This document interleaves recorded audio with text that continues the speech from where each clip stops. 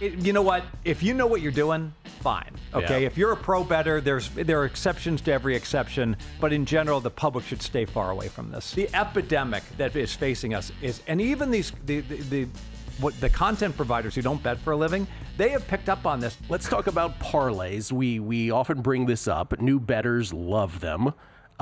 Sadly, they're doing same-game parlays, and again, I hope everybody knows you're not getting the proper bang for your buck on same-game parlays. But parlays in general, you always make fun when Borchard comes on. You're like, he's the smartest guy in the world, and then he throws out a parlay at the end. You're not a parlay fan. Explain why.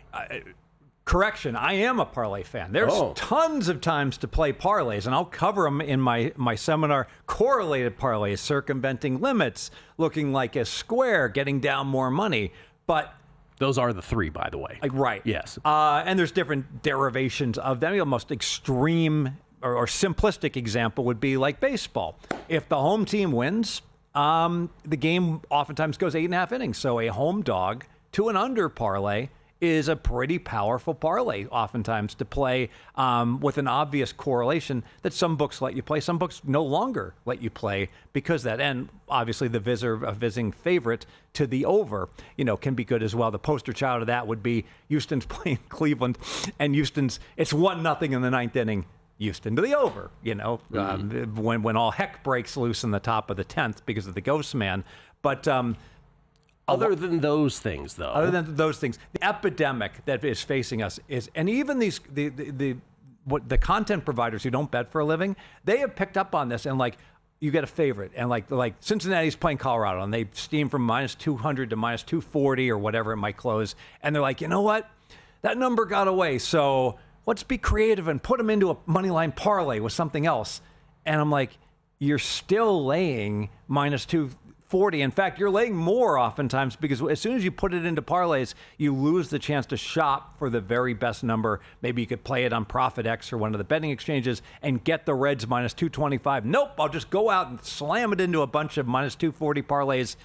No pro plays that way. Caveat, Elihu Feisto. I'm sorry, Elihu plays lots of these, but you know what? I do them in tennis. Yeah, it's the only sport I do them in. You know what? If you know what you're doing, fine. Okay. Yeah. If you're a pro bettor, there are exceptions to every exception, but in general, the public should stay far away from this. I like, first of all, let me just say this, even as you're saying this, it occurs to me in my head, like the percentage of people, like I think there's a lot of people listening to you who are like, Steve, I get your math. I understand your math.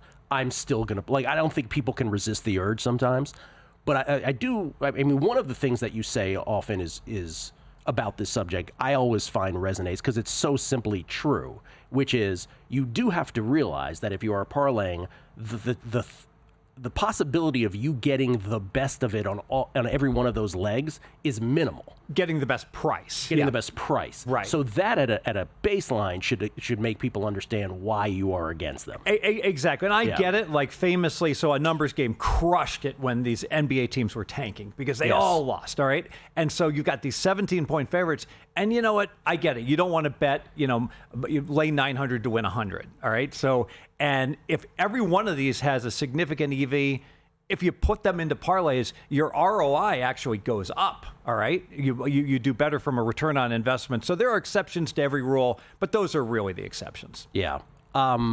Anything else that you wanted to add in on this subject with parlays? Like, in other words, the same game, I think we need to drive this home point, this point home even more, which is you have a new generation of bettors that are I don't even think that they're putting parlays together.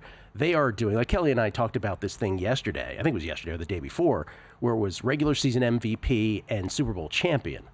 And I pointed out before we even dove into our opinions that mathematically these are, you're not allowed to parlay them together, but here they've created a market where they're giving you much less bang for your buck. So I think most new bettors, sadly, are just gravitating towards something like that or same game parlays, which of course has swept the nation. And a lot of these content providers are recommending like 3 big underdogs in a parlay because once every full moon, they're going to hit it, and then they say, "Look, it pays 30 to 1." Oh, sure. And the one exception to the rule is if you do have a bonus bet, playing like parlaying all these big underdogs together is actually mathematically correct, which I won't go into all the details regarding that. But for the most part, what are you going to do when those first two underdogs hit? And now all of a sudden, you got this $20 free bet or this $20 parlay, and now you got basically $1,000 riding on this big underdog. You never would bet that. So this gentleman did a 5-legger cross sports, Alcaraz to win Wimbledon. By the way, Alcaraz up 2-1. Come on, Charlie. Let's get this last one to win it in 4. He's got the Astros, in addition to Alcaraz winning Wimbledon, he's got the Astros to win the American League, the Bills to win the AFC, the Cavaliers to win the Eastern Conference in the NBA, and the Golden Knights to win the West in the NHL. And here's a guy, so what is this? Pays 773 to 1. You look at something like this and you say what? Well, I'll give him an A for handicapping because I like actually the direction he's taken for every one of these plays. Well, can I give my grade? Mm-hmm. I give him a B+. Do you know why? Why? Because there's one leg here that I wish he hadn't put in there. The Golden Knights? Correct. I agree with that. Like that's why pollute this with hockey, which is so random. And the problem with the pollution here is that you're not getting the best number in each and every one of these. It's hard enough to win. Yeah. Especially in the futures market where the house vig is like 20%, but you can really knock it down by shopping. But let's say he plays so well, all of his teams, that their nose bleed for a month, so far over their heads, and all these guys win, okay, all these teams. Well, now you got the Golden Knights, and it pays 700 to 1. So now all you're going to do is be spending all your time, well, how do I hedge? How do I monetize all this? Why bother? Why put the Golden Knights in it? How big a yacht do you need to water ski behind on your bet? Also, there's a potential self-loathing element of this. What if the Astros end up winning the World Series, the Bills end up winning the Super Bowl, and the Cavs end up winning the NBA Finals? Then it's almost like, oh my God, why didn't I do that? Exactly. There's a whole bunch of stuff here. One last thing on the parlays. Maybe I missed this. Did you mention about people who parlay underdogs?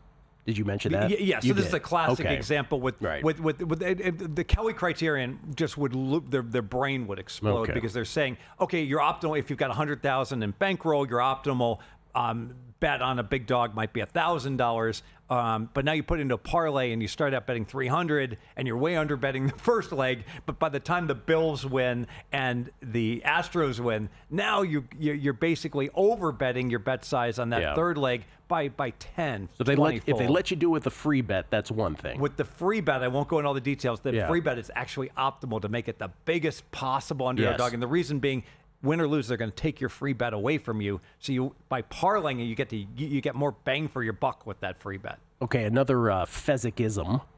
By the way, you can follow Steve on Twitter at Fezzik Sports, but I warn you, he's not a very nice person on Twitter. He says, another Fezzik-ism is so NFL season obviously coming up. This applies to every season, but the NFL obviously most prominent for those of us in this little corner of the world. You love season-long unders in props. Yeah, bet against human achievement. There you go. All right? There's so many ways to win. Like someone was talking up, Scott Seidenberg was talking about, made some great case about Tampa Bay and their offense being extremely proficient. And so one of my clients said, oh, I should bet Baker over. And I'm like, absolutely not, because there's too much at risk with the injury. It's just, I know Baker typically doesn't get injured, but one injury and you're donezo on these bets. So it turns out if you had done nothing but all skill position players, quarterbacks, running backs, wide receivers, and you bet them under for their season-long numbers. Every single one of them. Every single one of them, you've cashed in the NFL over 60%. Now, let me add, this doesn't work in the NBA because because of the load management, they set like Embiid. Oh, good call. It's always based upon points per game, not points for the year. Right. So if they miss a bunch of games, they can still go over. So don't do this in the NBA, but do this in the NFL when it's total yards gained or total touchdowns for the season. Do it in anything that it's a counting stat thing. Yes. Not a rate thing. Okay. No, that's a good add-on. That's true, because the NBA does it a little differently in the betting markets, or the betting or the sports books do it differently for the NBA.